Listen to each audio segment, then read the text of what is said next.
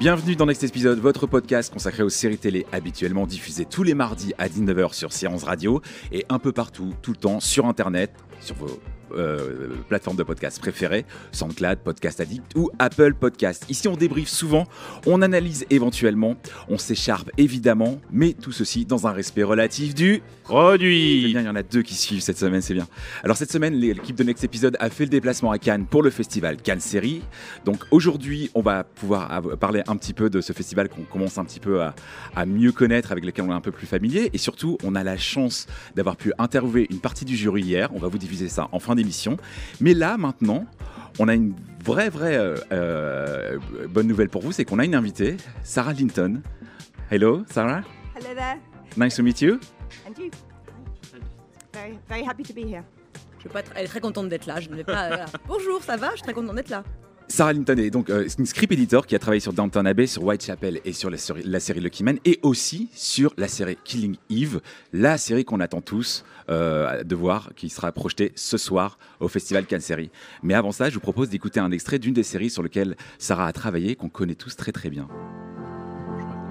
Dear Lord, if I've ever done anything good, I beg you to keep him safe.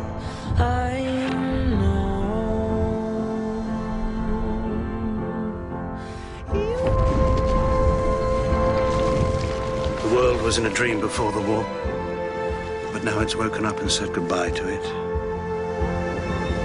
I'm a married man. Forget me, please. I couldn't. Not ever.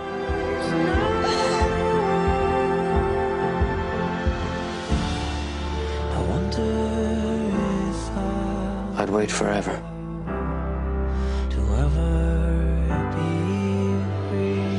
You have given me the power to destroy you. And don't think I won't use it.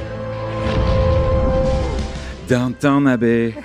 Can you explain to us what is really the job of a script editor? Sarah, qu'est-ce que vous pouvez nous expliquer ce qu'est le travail de script editor?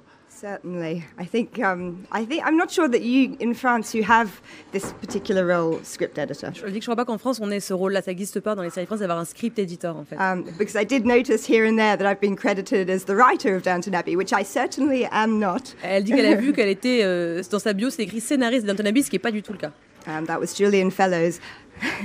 But so the script editor's role is really to work with the writers to facilitate the process. So we as script editors will have a kind of overview of the entire process. So our roles will Donc le rôle de script editor, en fait, c'est de faciliter, de travailler main dans la main avec les scénaristes pour faciliter tout le processus et de les aider en fait à écrire un bon scénario, quoi.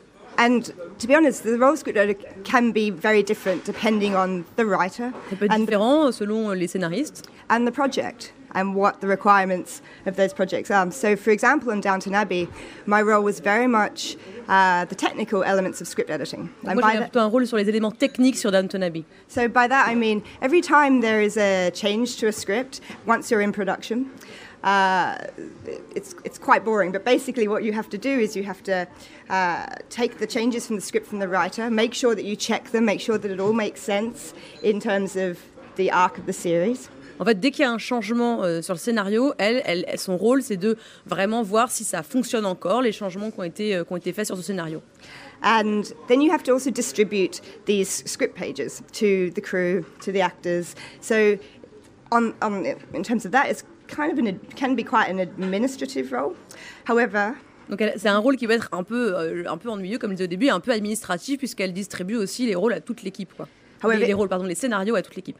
However, it also involves a lot of research. So on Downton, I'd find myself looking into all sorts of funny things about the period. I mean, Julian Fellowes has an enormous knowledge, as you know, of that world and that time. Donc Julian Fellowes, qui est le scénariste de Downton Abbey, a vraiment une connaissance extrêmement profonde de cette époque, de cette période historique dans Downton Abbey. Et elle, son boulot, c'était aussi de faire de la recherche sur cette période, en fait. But sometimes I would be asked to look into things like local council politics in rural England in 1919. Donc elle pouvait regarder un peu ce qui s'est passé dans les conseils municipaux de l'Angleterre du début du XXe siècle, dans des petits bleds ruraux. Est-ce que vous devez aussi faire en sorte que l'histoire soit cohérente, en tout cas réaliste? Do you have to do like the story has to be realistic and relevant to what was going on at the time? Yes, exactly. It's very important that you check for historical accuracies or inaccuracies. Ouais, il faut être authentique. En fait, on check vraiment si on est pertinent, cohérent avec l'époque. Particularly on a show like that where the fans were so into it and people kind of relished seeing a world that felt so real that if ever there was something wrong about it, people would kind of go crazy. So En fait, les fans étaient tellement à fond sur ce show que la moindre erreur, les gens seraient devenus dingues, quoi. so yeah, we would get a lot of angry letters about things, and sometimes it would be my job to write back and say, actually, you're wrong. That did happen then. Et en fait, elle recevait aussi beaucoup de courriers de gens en colère en disant mais non, ça s'est pas passé comme ça. Et c'était aussi son job de répondre aux fans en colère en disant bah si, je vous assure, ça s'est vraiment passé comme ça. Ronan Cross a une question, je crois, pour Sarah. Donc vous avez travaillé avec Julian Fellowes, aujourd'hui vous travaillez avec Phoebe Waller-Bridge. C'est quoi la différence entre ces deux créateurs? What's the difference between Julian Fellowes and Phoebe Waller-Bridge now? Wow, that's a question. I mean, they're both extraordinarily brilliant, talented writers. One is Julian Fellowes, and he's got a very particular point of view. His world is very much sort of the English class sort of system, the aristocracy. Yeah. He tells those stories brilliantly. He understands character. Phoebe also Sur Julian Fellowes, donc elle dit c'est deux créateurs et créatrices très brillants et brillantes.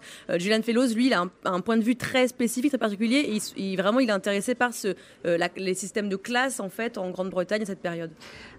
Phoebe also has a brilliant, unbelievably perceptive eye on the human nature and character, but I would say her focus is much more about women, the experience of women in modern life.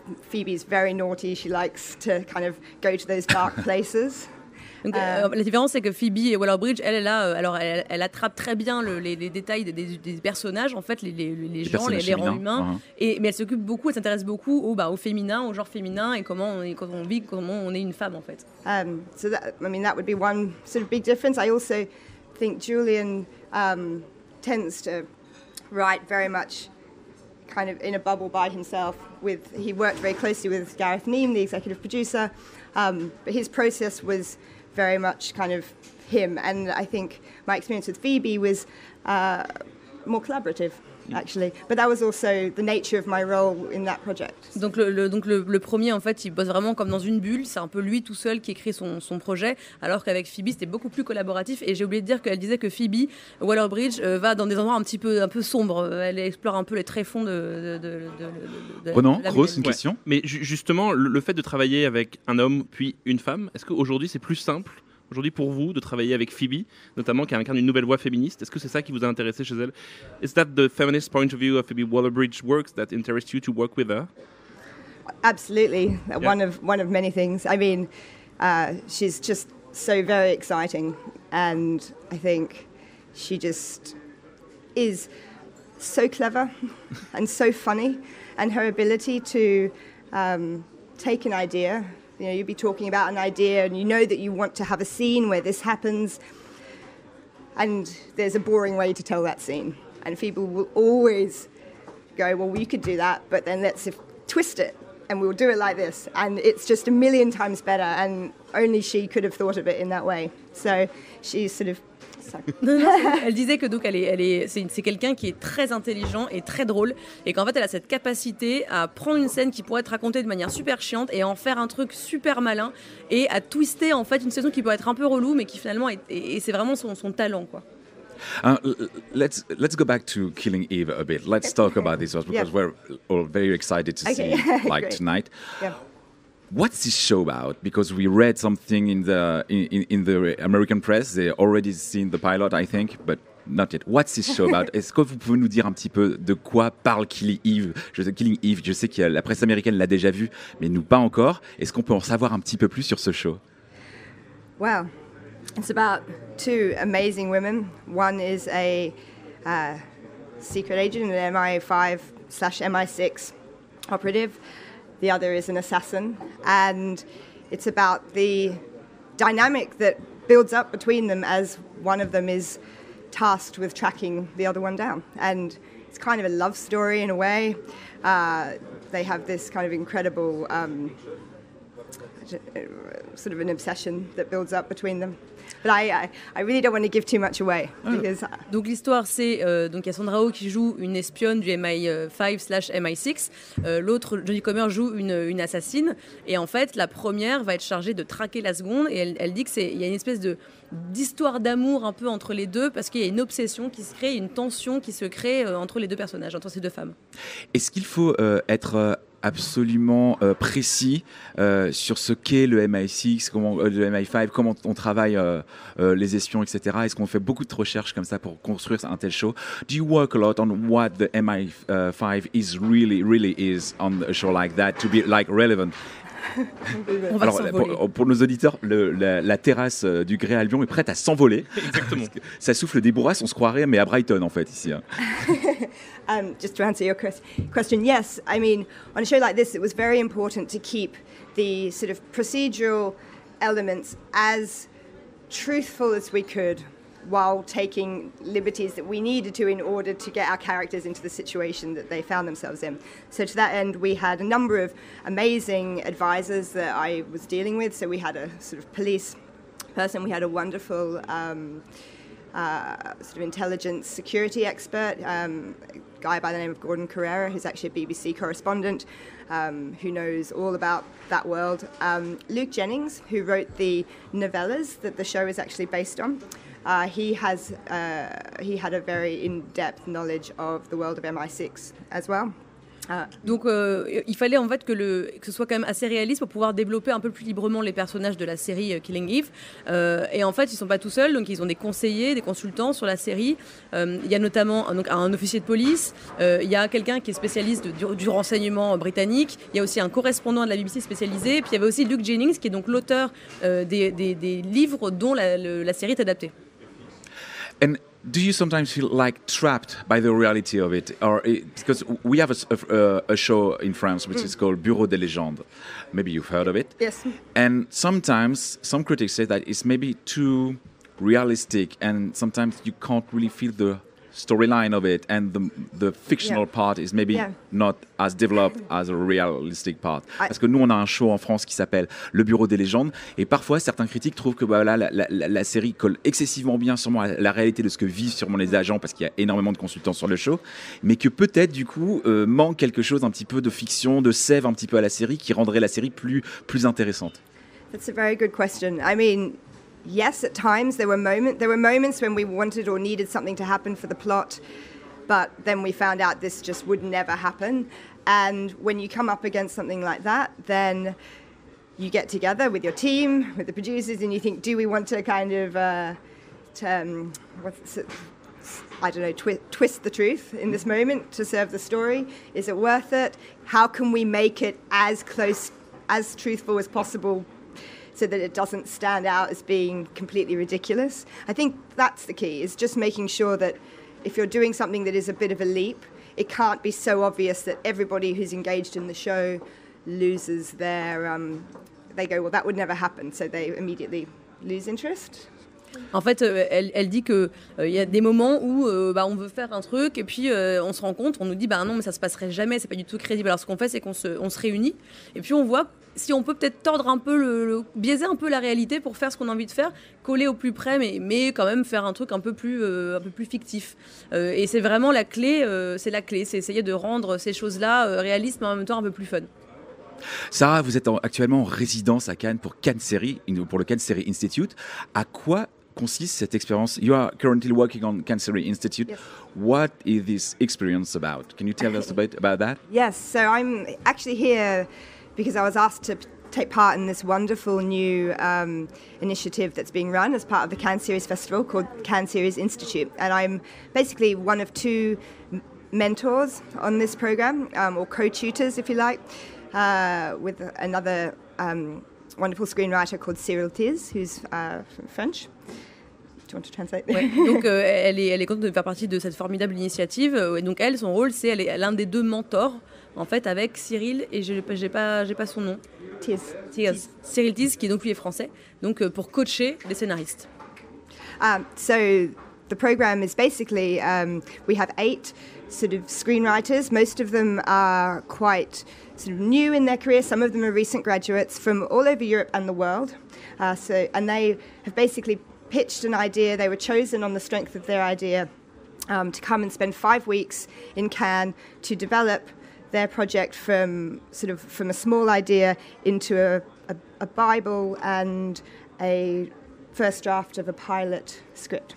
Donc il y a 8 scénaristes qui sont soit diplômés, soit pas encore diplômés. Et en fait, le projet, c'est de les faire écrire une pré-bible autour d'un thème. Ils ont été choisis sur un pitch en fait qu'ils ont envoyé en candidat. Et eux doivent développer donc une pré-bible et peut-être du coup après une série en entier pendant cette résidence. Ronan, Kroos? Est-ce que vous pensez qu'il y a une différence entre les jeunes scénaristes d'aujourd'hui et les plus anciens? Do you think there's a big difference between the young screenwriter you're working on now and the older one in a way? Yes, I think probably because of the types of stories that they want to tell. I think also, and when we say young, I'm really meaning like, I guess, really anyone up into their 40s. I wouldn't want to put too fine a point on it. But I suppose people have grown up with serialized television in a way that that perhaps, well, it certainly wasn't around even kind of 10, 15 years ago. And so this sort of sophistication and the understanding of story that exists in people even just starting out in their careers now is very sophisticated and very impressive. En fait, la différence, c'est que les gens, même, on parle de gens jusqu'à 40 ans, hein, c'est déjà l'histoire que ces gens veulent raconter et qui vient en fait de toute la culture sérielle qui est arrivée récemment. Il y a des gens qui n'avaient pas accès à toutes ces séries et toutes ces nouvelles façons de raconter des histoires. Et donc la différence, c'est ça, c'est vraiment d'avoir depuis quelques années une sophistication des histoires qui se retrouvent dans les scénaristes plus jeunes aujourd'hui. Although I will just say, I don't mean to say that people over 40 are not sophisticated storytellers at all. Donc je veux pas dire que les gens de 40 ans sont pas des scénaristes qui en sont un peu plus sophistiqués, quoi. Yeah, but the young generation is way more free to explore different type of TV shows. La nouvelle génération est presque plus libre aujourd'hui de faire différentes choses. Yeah, probably. I think also just purely it's a generational thing as well. The kind of ideas that people are exploring. I think the impact that social media has had as well has been enormous, and I've really noticed that actually, that sort of a social media element in some of the pictures that we're working on is something kind of new, but it's obviously such a part of the world we live in now that you can't ignore it. And oui, probablement. Et en fait, c'est surtout les réseaux sociaux. On voit dans les projets qui sont en résidence, c'est vraiment, ça fait partie de certains projets qui sont présentés parce que c'est le monde dans lequel on vit aujourd'hui. On ne peut pas y échapper. Très bien. Merci beaucoup, Sarah Linton. Thank you so much, Sarah Linton, for having us today. My absolute pleasure. Maintenant, nous avons la chance aussi, c'est de pouvoir avoir le jury de Cannes Série en interview. Donc, je vous propose d'écouter une interview que nous avons réalisée hier du compositeur Cristobal Tapia Deber, du président du jury Harlan Coben, de l'actrice Paula Berg qui jouait dans l'excellent France. Exactement, de François Ozon. Il y aura aussi Michael Kenneth Williams, l'acteur qui jouait dans The Wire, Audrey Fouché, la scénariste de la série Les Revenants et qui est en train de développer une série en ce moment pour Netflix, et l'actrice Melissa Sozen qui joue dans Le Bureau des légendes. Donc je vous propose d'écouter cette interview maintenant. Je suis ravi de vous accueillir. Je me demandais à quel point ça devait être stressant d'essuyer les plâtres dans un festival de séries télé qui vient de démarrer. Souvent les séries qu'on regarde viennent souvent soit du pays dont on est origine, et sont souvent soit anglo-saxonnes, donc américaines ou anglaises. Là, il y a des séries qui viennent de tous les horizons. Est-ce que vous avez des attentes particulières, de découvrir des choses que auxquelles vous n'avez pas accès d'habitude? Peut-être pas des attentes, mais en fait, le désir d'être surpris par des trucs qu'on ne connaît pas et l'innovation et tout ça, ça va être enrichissant de voir des trucs différents qui ne sont pas anglo-saxons, américains. Est-ce qu'on est plus attentif à son domaine, à son art particulier? Est-ce que quand on est actrice, on fait plus attention au jeu d'acteur? Ou est-ce que quand on est compositeur, on a une oreille forcément toujours plus attentive à la musique? Ça dépend. C'est sûr que je pense que ça va m'attirer l'attention, la musique, mais je ne sais pas jusqu'à quel point ça va influencer. Je crois que je vais tenir compte de la totale, du travail de tout le monde. Je ne crois pas que je vais nécessairement... ça va influencer mon vote si la musique est géniale et puis tout ça. Ouais. Comment ça... Vous avez des séries fétiches, des séries que vous aimez beaucoup l'un et l'autre? J'ai beaucoup aimé Mad Men. D'accord. Quoi d'autre? On vient d'être rejoint par Monsieur Corben. Je vous en prie. Yeah, good. Hello, guys. How are you? Hey, Very good. good. We were just talking about what was our personal favorite in series just right now. What's your personal favorite? Maybe? I like Fargo. J'aime beaucoup Fargo et j'aime This beaucoup Is aussi Us. This Is Us. I Je think pensais que ce even serait though vraiment I trop thought it was gonna be mélodramatique, too mais en fait melodramatic, j'adore. but I get Et puis aussi completely The caught up in it. Americans. I love it. Voilà, là c'est les trois The qui me viennent en Americans, tête tout de I don't suite, know if that's a des great shows one. très Yeah, différents. That's another good one.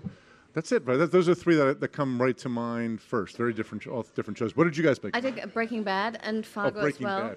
Moi c'est Fargo aussi, puis Breaking Bad. J'ai beaucoup aimé aussi Borgen, la version danoise. J'ai trouvé ça génial en fait ce qu'ils ont fait avec cette série quand c'est sorti. Do you see other shows from other countries? Most of the time we do see Nous, en shows France, from- on voit beaucoup de séries from your françaises, branch, on voit des UK séries du and pays dont United on States, vient. of course, Est-ce most que of vous the voyez time. beaucoup Do you de sometimes séries see other shows, étrangères, maybe je sais from pas, Chile, des séries maybe from, chiliennes, I des don't know, séries Danish danoises par shows, exemple? something like that? If you asked me 2 years ago, I think the answer would almost be Si vous m'aviez zero. demandé il y a 2 ans, la réponse aurait été zéro. Mais c'est la beauté de ce qui se passe en ce moment.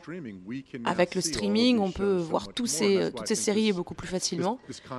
Et c'est pour ça que cette conférence et cette compétition sont si importantes aujourd'hui, parce qu'on a accès plus facilement aujourd'hui à ces choses. On n'a pas besoin d'avoir un énorme budget, un énorme plan marketing. On peut voir des séries indépendantes, des petites séries, aussi facilement qu'on peut voir les grosses séries. J'ai fait 2 séries en France, donc j'ai l'habitude de faire une série dans une autre langue. Et on peut prendre quelqu'un d'Europe, quelqu'un d'Amérique du Sud. Et si on mélange les talents, on a une série beaucoup mieux que de prendre que des gens de son pays. Paula, vous jouez dans Bad Banks, et je trouve que c'est vraiment une super série. Thank you. C'est quoi la différence Est-ce que c'est différent de jouer dans une série ou un film en France? No, absolutely not. It's very different. Yeah, I think. What's so different? I think the Le truc principal avec une série, c'est qu'on a plus de temps pour développer une histoire, un arc narratif. Et on a plus d'opportunités de montrer plusieurs facettes d'un personnage, de développer une histoire, raconter différentes histoires de différents personnages, d'avoir un plan un peu d'ensemble, parce qu'on ne tourne pas de manière chronologique. On va faire la première scène du premier épisode, la scène de fin de l'épisode 2, on va faire l'épisode 6. Est-ce que c'est plus dur que d'être dans un film? Je pense qu'il faut être plus structuré quand on est actrice pour avoir ce plan d'ensemble,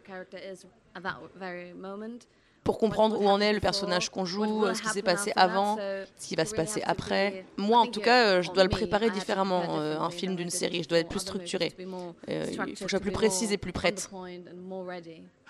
Mr. Coben. Monsieur Coben, vous êtes comme un écrivain très connu. Est-ce que c'est différent quand on écrit une série ou quand on écrit un livre?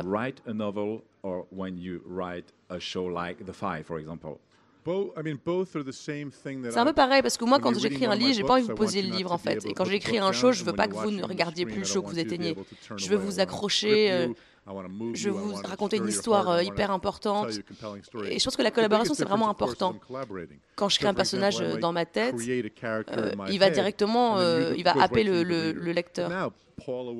Mais quand il y a quelqu'un qui le joue, il va faire ou elle va faire de ce personnage quelqu'un de différent, en fait. Quand j'écris un livre, je suis le réalisateur, je suis le scénariste, j'ai tous les rôles, quoi.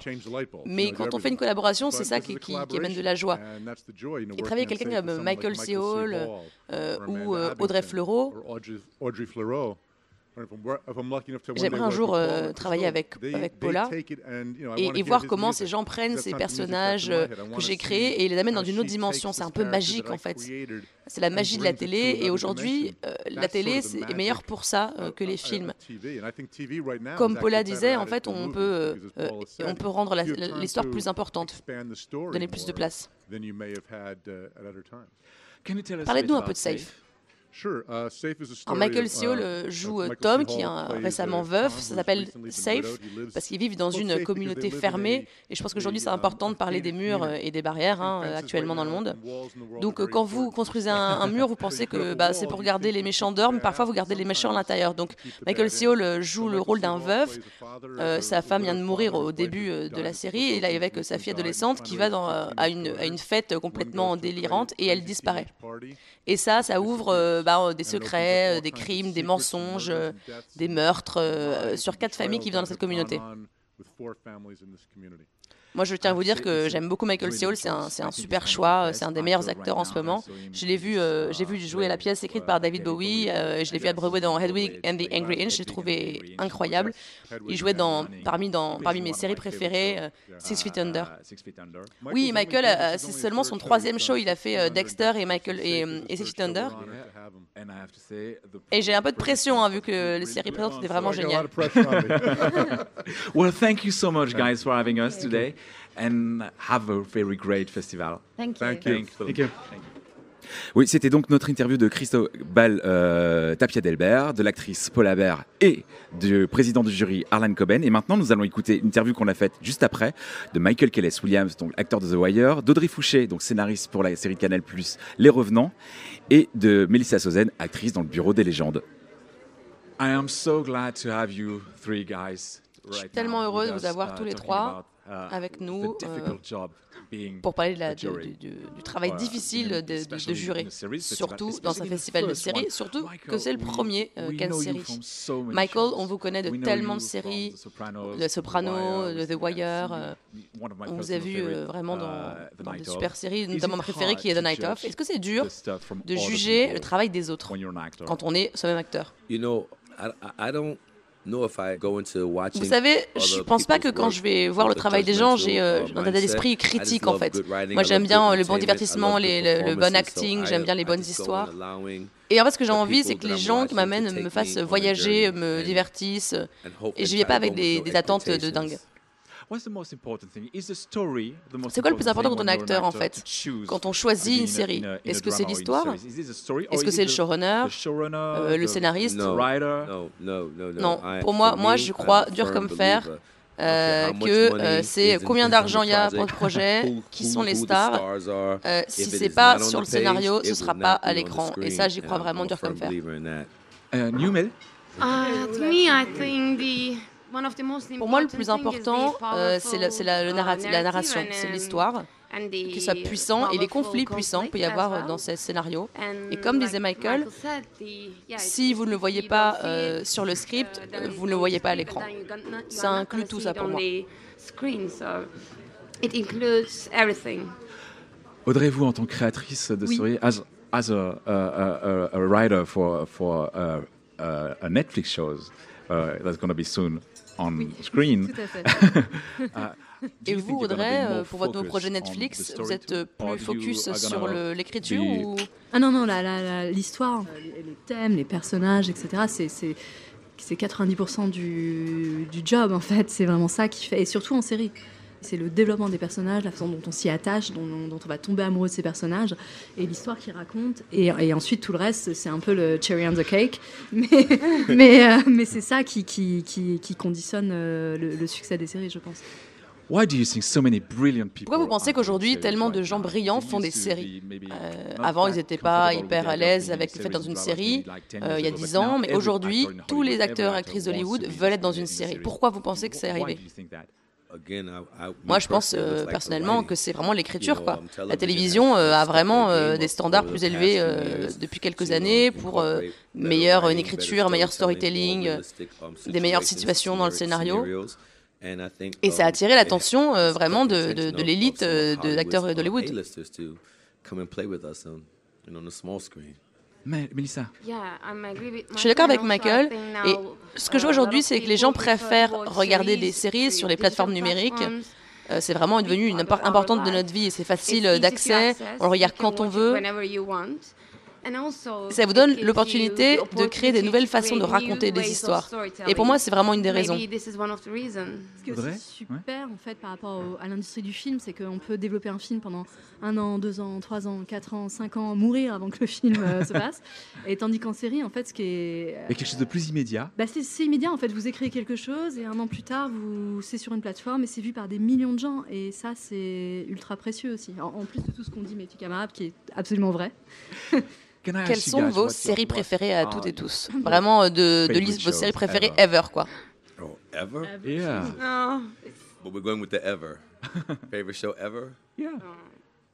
Moi, j'aimais bien All in the Family, avec Archie Bunker joué par Carol O'Connor. C'est ma série préférée, qui après a donné un spin-off qui s'appelle The Jeffersons. C'est vraiment une de mes séries préférées de toute ma vie. Two of my all-time favorite shows.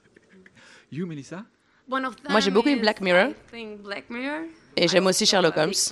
Sherlock Holmes. There are many So many, God. Yes, it's impossible. And you, Audrey? Non, moi, depuis que j'étais toute petite, c'est The Twilight Zone. Des Alice. Super. Et vraiment la 4e dimension qui m'a beaucoup marqué quand j'étais enfant. C'est pas évident en plus, parce que quand on est une auteure française, la science-fiction c'est quelque chose d'assez lointain dans la culture française. Et justement, moi c'est tout l'intérêt du projet que je fais en ce moment et c'est hyper excitant d'essayer de faire une des premières séries 8x52 qui traite d'un sujet d'anticipation. Et je pense qu'on peut tout à fait le faire très bien en France. Il faut pas avoir de barrière mentale là-dessus, quoi. We see like tons of American. Ouais, énormément de séries américaines. En France, et parfois des shows britanniques, mais pas beaucoup d'autres pays, en fait, de séries d'autres pays. Ici, on est dans une compétition internationale, vous allez voir des séries du Chili, du Danemark. Est-ce que c'est vraiment cool? C'est cool comme expérience? Moi, je cherche toujours à évoluer, à apprendre à garder mon cerveau en marche et frais, donc j'ai vraiment hâte de découvrir ce que le reste du monde fait, ce que les autres parties du monde considèrent comme de la bonne télé, des bonnes histoires, comment les personnages sont développés. Je suis vraiment curieux de voir à quoi ça ressemble, donc je suis très excitée d'être là, je suis très enthousiaste. Est-ce que vous avez accès à ces séries en fait aux États-Unis, depuis les États-Unis? Pas sur les chaînes, mais avec Internet, on peut tout voir. Mais quand il s'agit d'accéder à des shows qui ne sont pas américains, moi je me rappelle de Shameless, The Office, show britannique en fait. Vraiment, je suis fan de ces 2 séries.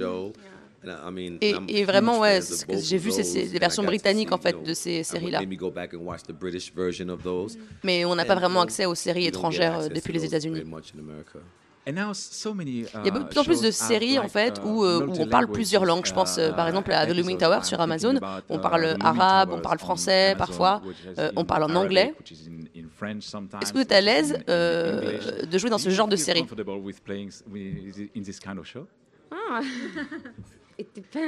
Ça dépend. Il faut vraiment travailler très dur.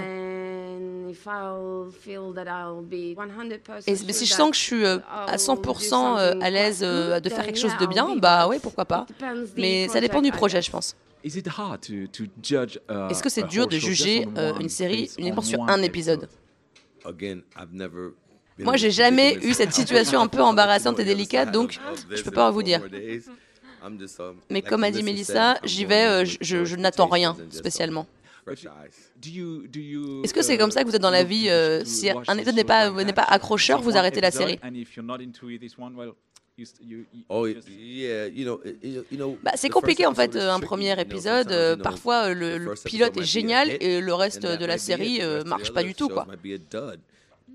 Mais si le premier épisode ne m'accroche pas, parfois je lui donne une chance, je me dis j'en regarderai 3, mais si au bout de 3 vous m'avez pas accroché complètement, ben je vais pas continuer. Mais parfois je donne 2-3 essais. And you, Audrey, do you like slow burn shows or do you have to be hooked on the first one? Moi, j'adore les slow burn shows, mais c'est vrai qu'il y a même toute une industrie du pilote en fait aux États-Unis et que les pilotes c'est complètement crucial et moi ma situation, ce qui est paradoxal, c'est que je suis en train d'écrire une série et donc je suis en train de retravailler mon pilote et donc du coup même en termes d'inspiration, de voir des choses extrêmement différentes, ça va être génial pour moi en termes de création. Cette série que vous êtes en train train d'écrire, Oui. c'est quoi? C'est pour C'est qui? la prochaine série de Netflix en France. D'accord, Osmosis. Osmosis, ouais. Voilà, exactement. C'est la prochaine création de Netflix après Marseille et ça sera très bientôt sur la plateforme. C'était donc Audrey Fouché, Mélissa Sauzen et Michael Kenneth Williams en interview, donc des membres du jury. Merci beaucoup les petits loups d'avoir été avec moi aujourd'hui. On se retrouve ce soir pour parler des premières séries enfin projetées à Cannes. Battle Critique ce soir. Exactement. Au revoir. C'était Next Épisode sur Séance Radio, en direct de Cannes Série.